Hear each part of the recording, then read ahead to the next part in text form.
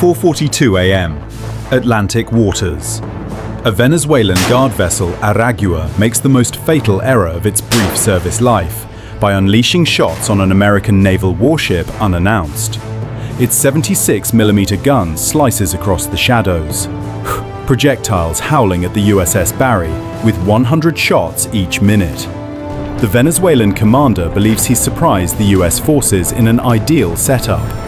Yet he remains unaware that his craft was spotted 4 hours earlier by an unseen scout aircraft.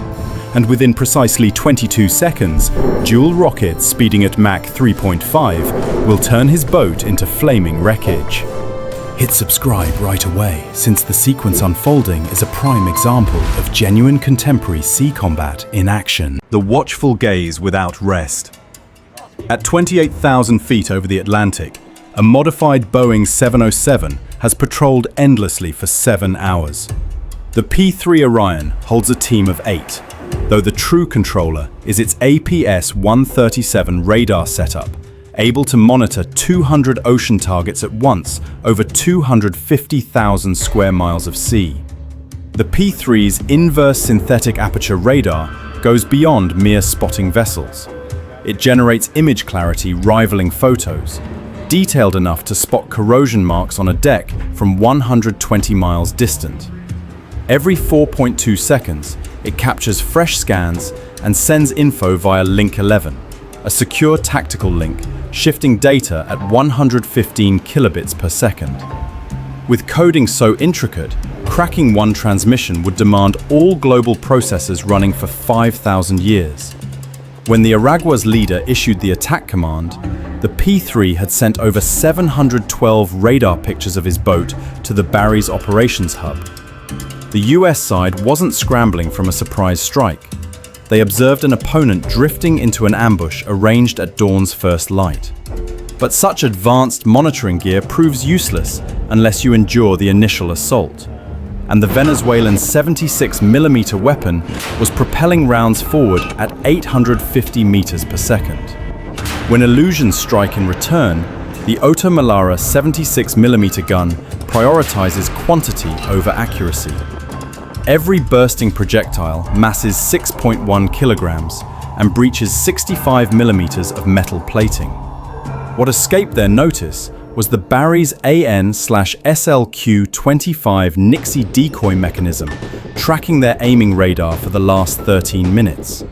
As soon as the Venezuelan barrel discharged, the system activated, broadcasting deceptive echoes to form 3 phantom versions of the Barry scattered over 600 meters of waves.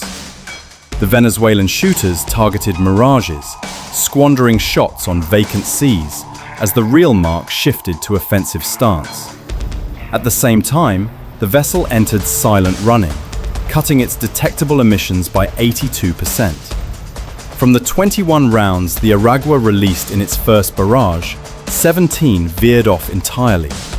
The trio on course failed to connect because as the attackers battled shadows, the Barry's processors had mapped each approaching path and deployed an ideal defense. The Protector, enduring 45 grams turns, the RIM 116 rolling airframe missile masses 73 kilograms and runs $900,000. The Venezuelan round, it counters masses 6.1 kilograms and goes for roughly $350. The RAM avoids direct paths to threats. Rather, the Aegis Battle Manager plots a collision spot in full spatial dimensions, factoring projectile speed, arc, breeze strength, and planetary bend across the clash zone. In closing instance, it executes adjustments fierce enough to pulverize human energy. 45G signifies acceleration at 441 meters per second squared. Under 45G, a standard scull would mass 405 kilograms. The ram's inner parts withstand stresses that could warp iron into mush. All 3 Venezuelan rounds got stopped at heights from 700 to 1,100 meters, exploding safely above empty swells. The full cycle from firing to halt for those 3 interceptors took 13.4 seconds. Yet the Barry's team held back cheers, since their alert panel flared with a peril exceeding simple artillery. The Horde priced at $250 off 4 tiny isles northwest of the Aragua's spot. 52 off-the-shelf multi-rotor drones rose together, each priced from $150 to $350, and bore a 1.2 kilogram formed explosive, able to punch through 25 millimeters of plating. As a group set to strike from varied angles near surface level, they pose a terror for protections built against rockets and planes. The method is starkly basic. A phalanx near-defense array can lock and hit 3 marks per second. What elevated this assault was the synchronization. Precisely 9 seconds post-drone takeoff, a Soviet-era Pol-21 jammer switched on from a hidden shore site. It emitted a satellite navigation disruptor strong enough to form a 35-kilometer blackout zone. Within that area, smart munitions turn blind. Devices depending on satellite fixes fall to dead reckoning, building position slips up to 150 meters across an 80-kilometer path. The Venezuelan strategy shone clever. Overwhelm the warship with budget flyers, block its accurate arms, and compel a choice between wasting a $1.5 million interceptor on a $250 hazard or permitting the group near enough to harm vital gear. The Barry's personnel faced 80 seconds until the drones hit strike distance, and their answer skipped battling the Horde outright. The blade ignoring satellite aids, the Standard Missile 6 measures 6.6 meters, masses 1,500 kilograms, and reaches out to 240 kilometers. The Barry fired a pair, not toward the drone cloud, but against objectives the Venezuelan side couldn't detect.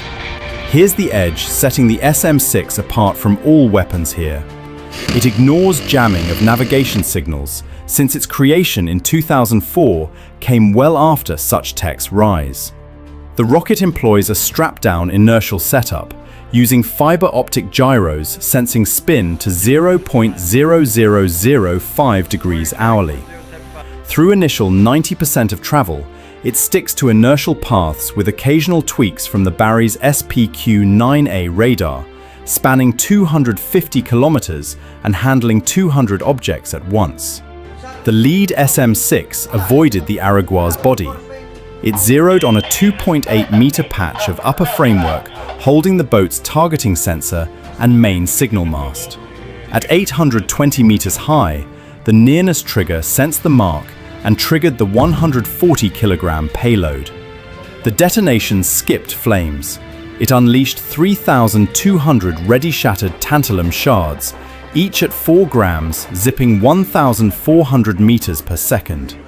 In sea combat terms, it's a mission kill.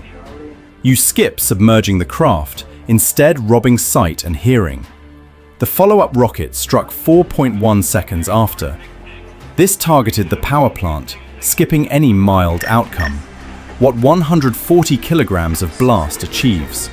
As the later SM-6 breached the Aragua's side and blew within the machinery space, the shock front hit 380,000 pascals, equaling 55 times normal air force packed in a steel enclosure. The craft blacked out in 1.7 seconds. Still, while the Aragua faltered, those 52 drones pressed on. Now mere 2,100 meters off the Barry. This matches the setup the Centurion C-RAM was crafted for. Its scan array locked every 52 objects, ranked them by danger via proximity and approach rate, and started hitting closest without crew commands. The 30mm GAU-8 Avenger gun spins 7 tubes for 3,900 shots per minute. Each armor-piercing slug masses 150 grams and exits at 1,010 meters per second. The Centurion ran 27 seconds, unleashing 1,755 bullets and downing 39 drones. The leftover 13 plunged to waves from navigation loss or fell to the Barry's 57mm Mark 110 autocannons. the Aragua vanished under 280 meters of depth, carrying away Venezuela's belief that modest crafts and discount flyers might rival an advanced cruiser. The whole clash drained the US Navy about $8.4 million in ordnance. That appears costly, till noting they neutralized a synced offensive guarding a multi-billion asset and 280 souls, minus any losses. The takeaway proved direct and harsh. Quote, deploying 76mm guns and hobby-level drones against an Aegis array isn't strategy, it's self-destruction. And deep in Caracas, defense strategists grasped that local edges fade when foes perceive all details in every spot constantly. Quote, no territorial boost counts against an adversary viewing the full scene non-stop. If this breakdown of naval clashes hooked you, smash that like button and subscribe to Naval Command for more tactical deep dives. What modern tech would shift your view on sea power?